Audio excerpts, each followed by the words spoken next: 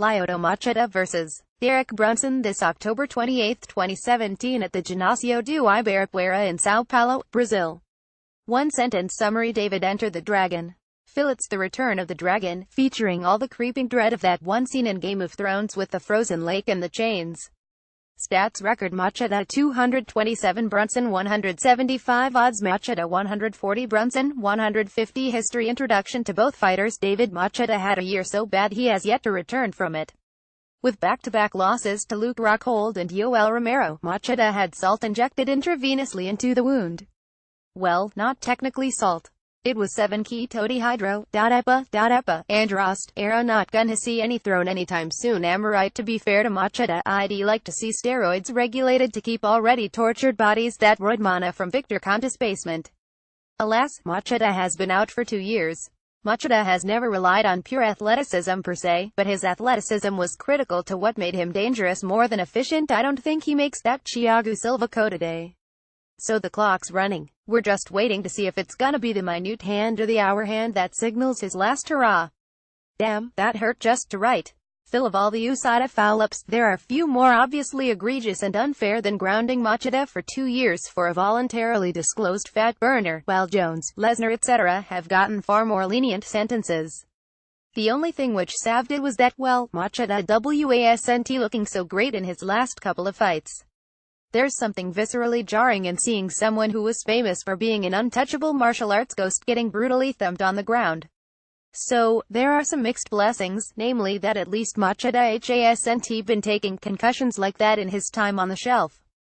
David Brunson predictably knocked Dan Kelly out. Sorry hobo Brett Favre fans, so it's hard to say where's progressed following his losses to Silva and Whitaker, 2 fights that saw Brunson approach his opponent in dramatically different ways to equally unsuccessful results. Shellacking a dead bod, no matter how talented, still leaves questions about a really dangerous fighter with mixed philosophies. Luckily for him, he's fighting Enigma squared. This is either gonna end quickly, or won't be able to end quick enough. Phil Brunson definitely has some questions to answer. It's difficult to think of a fighter who has seesawed back and forth quite so dramatically between being tentative and boring and being absurdly aggressive. His loss to Anderson Silva has to be hanging over his head. Does he try and fight a technical, low-pace fight, and risk getting gamed by the veteran, or does he just try to leverage his athleticism and crush Machida, leaving himself open to an embarrassing badass counter knockout? What's at stake? David the First mean, nothing significant. A win for either guy puts them into the throw them into the meat grinder later and see if they come out as anything other than pink slime category. Phil, nothing much in the longer term, but if Machida somehow comes through in front of the home crowd, it'll be one of those unforgettable big no-gish-out moments. Where do they want it, David? As time has passed by, the years have been tough on Machida. He still has all of his enigmatic tools, but he gets muscled around easier. Yes, Rockhold is world-class on the ground, but Machida just doesn't have the grappling strength he used to have. Or so it seems. I point this out only because I think it could relevant. Brunson has the strength to power Machida to the ground. On the feet, Machida's his usual point-cracking self. When he was younger, he could get a little more creative, think his crane kick of Randy Couture. But nowadays his strikes have become concentrated at range. He doesn't seem to have that gear he used to have, where for a brief time he was even able to muster up combinations in close. Part of this decline is surely due to age, but I think it's also the way his style has to deal with the evolving landscape of athletes. Still, when it comes to sifting a straight left down the piper, few fighters stick the punch landing so cleanly. Phil, there have been a number of factors working against Machida: the lack of complexity to his game, and a slowly rising level of baseline athleticism and skill in the environment around him.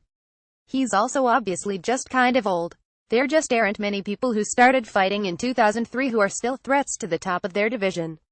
On the plus side, until his recent fights, Machida hasn't been taking much damage, but on the other hand, he never really struck me as someone who was particularly sturdy in the first place. That first Shogun bout is perhaps unfairly remembered as a robbery, but what really stood out was how Shogun was so clearly on the upper end of the power and toughness equation. In all, Machida's game likely remains much as it was: probing snap and leg kicks from range, movements, and feints, all to draw opponents into the left cross or counter step.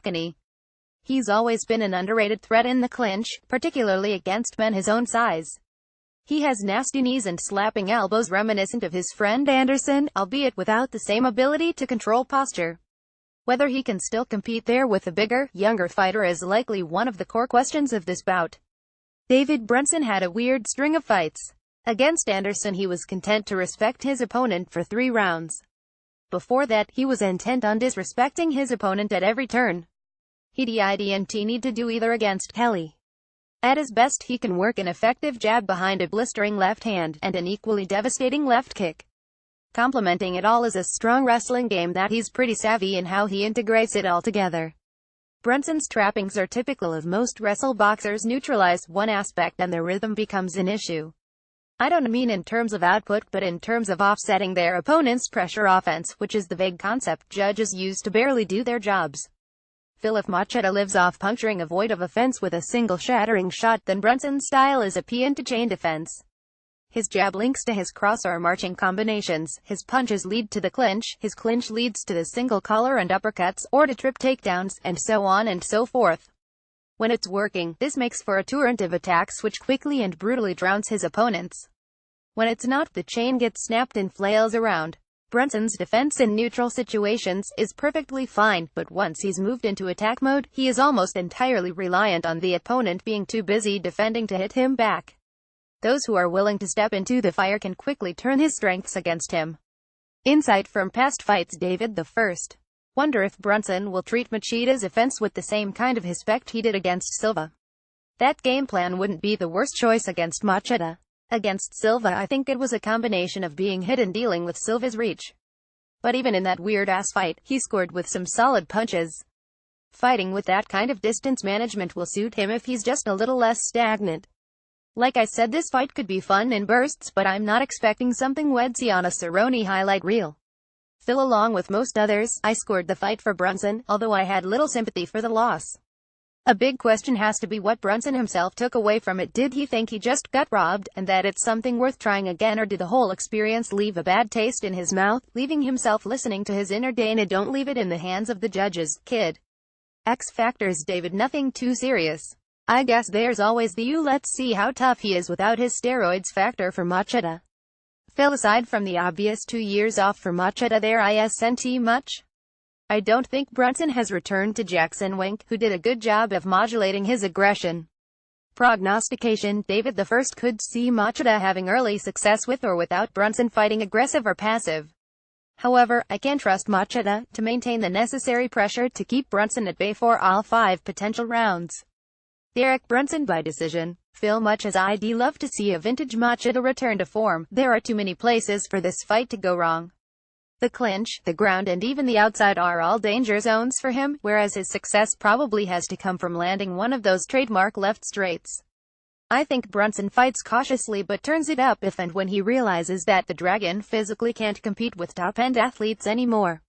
Derek Brunson by TKO, Round 4.